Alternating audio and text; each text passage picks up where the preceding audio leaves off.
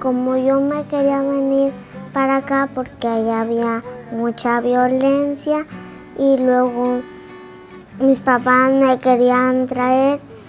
6-year-old Liliana Munoz hadn't seen her parents at all during the 4 years they worked illegally in the United States. Then in early April, they were reunited, though not in the way they had hoped. Y mi tía me llevó con una señora y esa señora fuimos a la iglesia y luego fuimos al puente. She was being smuggled with false papers across the Rio Grande when Border Patrol in Brownsville, Texas apprehended her. ¿Qué te dijo el oficial del Border Patrol? Dijo que cuántos años tenía, que cuando cumplía años y mi nombre.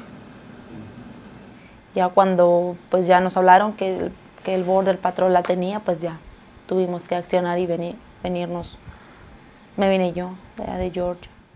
Liliana's parents have since moved to Brownsville to wait for her deportation hearing.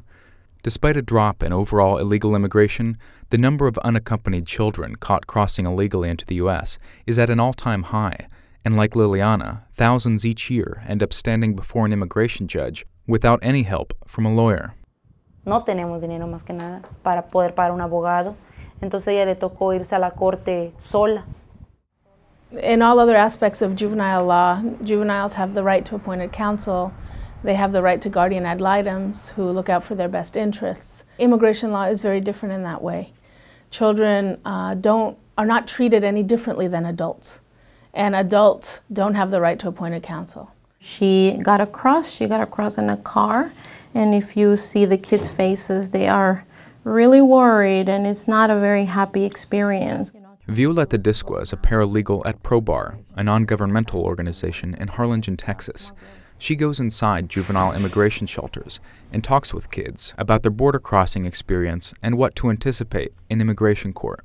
So part of the Know Your Rights presentation is to teach them that they are in something that in immigration law is called removal proceedings. And that in simple terms means that the immigration system wants to deport them. So they describe how scared they were getting across and then getting caught by the immigration officers. And then we ask them to say, how do they think the court experience is going to be? These are children that don't come from a system where they have ever even heard of such a thing. It's their problem. It's not the immigration legal system's problem to find a lawyer for them. It's them and their, sometimes very extremely disempowered relatives to find attorneys for them to see if they qualify for any legal relief. Sí, cuando yo fui a corte la primera vez sí me dio bastante miedo. Pensaba que me iban a deportar para Honduras. Edwin Rodriguez and his sister Cynthia were fortunate to have a lawyer provided pro bono by ProBar. Abandoned by their parents and targeted for gang recruitment, brother and sister had separately fled north, making the long and frightening journey across Mexico and into South Texas.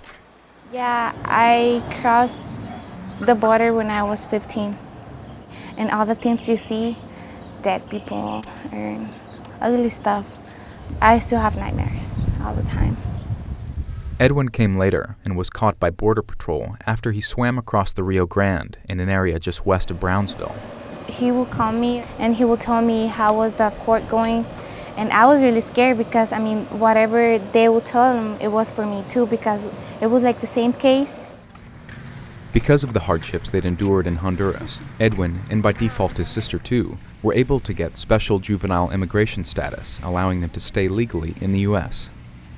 The truth is that the majority of the children are not going to get immigration status. The truth is that the majority of them will be ordered either deported or voluntary departure, to be sent back on voluntary departure. On the 4th of July, Liliana Munoz's mother made choco flan, a traditional Mexican cake. It was